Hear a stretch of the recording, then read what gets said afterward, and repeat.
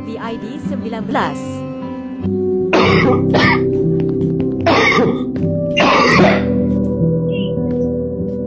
Kau kalau dah ada sakit, kau jangan sebarkan penyakit kat live aku, musibat.